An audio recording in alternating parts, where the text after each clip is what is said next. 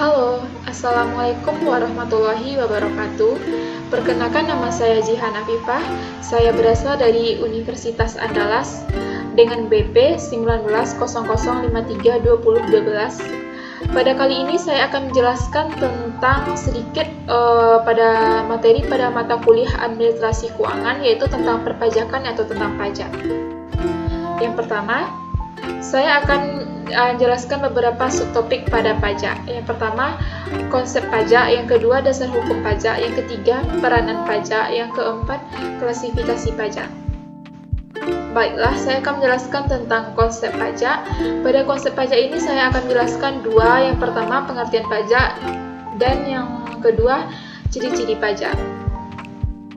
Pengertian pajak. Pajak adalah kontribusi wajib kepada negara yang terutang oleh pribadi atau badan yang bersifat memaksa berdasarkan undang-undang dengan tidak mendapatkan imbalan secara langsung dan digunakan untuk keperluan negara bagi sebesar-besarnya untuk kemakmuran rakyat.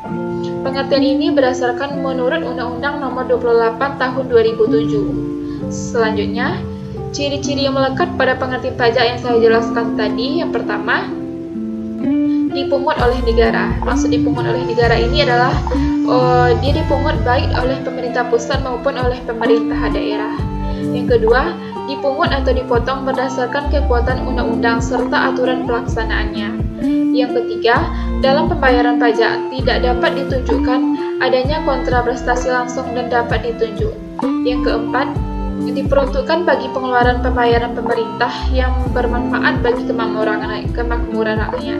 Selanjutnya, dasar hukum pajak.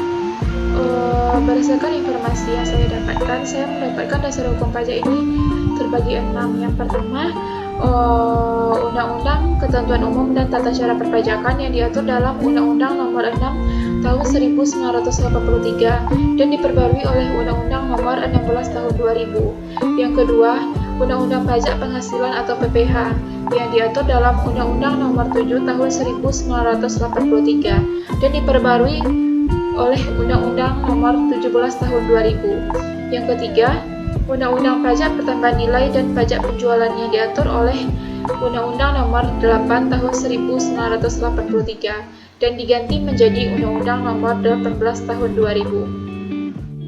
Yang selanjutnya, Undang-Undang Penagihan Pajak dan Surat Paksa yang diatur dalam Undang-Undang Nomor 19 Tahun 1997 dan diganti menjadi Undang-Undang Nomor 19 Tahun 2000. Yang kelima, Undang-Undang Pengadilan Pajak yang diatur dalam Undang-Undang Nomor 14 Tahun 2002. Yang terakhir, Undang-Undang Dasar 1945 pada pasal 23A. Selanjutnya, peranan pajak.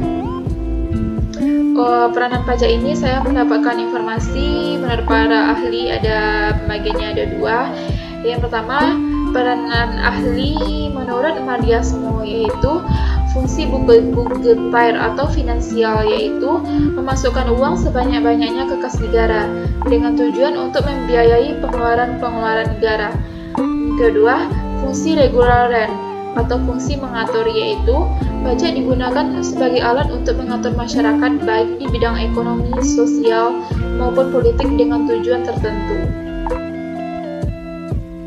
Selanjutnya, peranan pajak menurut Rismawati Sudirman dan Antong Amiruddin. Menurut mereka, peranan pajak ini terbagi 3. Yang pertama, fungsi pendapatan. Yang kedua, fungsi stabilitas. Yang ketiga, fungsi pemerataan. Fungsi pendapatan, yaitu menurut fungsi ini, pajak digunakan untuk membiayai pengeluaran rutin dan pembangunan. Yang kedua, fungsi stabilitas, yaitu melalui penerimaan pajak, pemerintah dapat mengatur kegiatan perekonomian sehingga tercipta kondisi yang lebih stabil di bidang ekonomi. Selanjutnya, fungsi pemerataan, yaitu peranan pemerintah diantaranya adalah mendorong pertumbuhan ekonomi yang cukup tinggi. Selanjutnya, klasifikasi pajak. Klasifikasi pajak ini adalah terbagi 3. Yang pertama, berdasarkan golongan. Berdasarkan golongan ini juga terbagi 2. Yang pertama, pajak langsung dan pajak tidak langsung. Pajak langsung adalah yaitu pajak yang harus dipikul sendiri oleh wajib pajak dan tidak dapat dibebankan atau dilimpahkan kepada orang lain. Contohnya, pajak penghasilan. Yang selanjutnya, pajak tidak langsung, yaitu pajak yang pada akhirnya dapat dibebankan atau dilimpahkan kepada orang lain. Contohnya, pajak pertambahan nilai. Selanjutnya, pajak menurut sifat, yaitu pajak yang berpangkal atau bersandarkan pada subjek dalam arti memperhatikan keadaan diri wajib pajak. Contohnya, pajak penghasilan ini adalah merupakan pajak subjektif. Selanjutnya, pajak objektif, yaitu pajak yang berpangkal pada objeknya tanpa memperhatikan keadaan diri wajib pajak. Contohnya, pajak pertambahan nilai dan barang penjualan atas barang mewah. Baiklah, selanjutnya klasifikasi pajak menurut pemungut dan pengelolaannya juga terbagi dua. Yang pertama, pajak pusat, dan yang kedua, pajak daerah.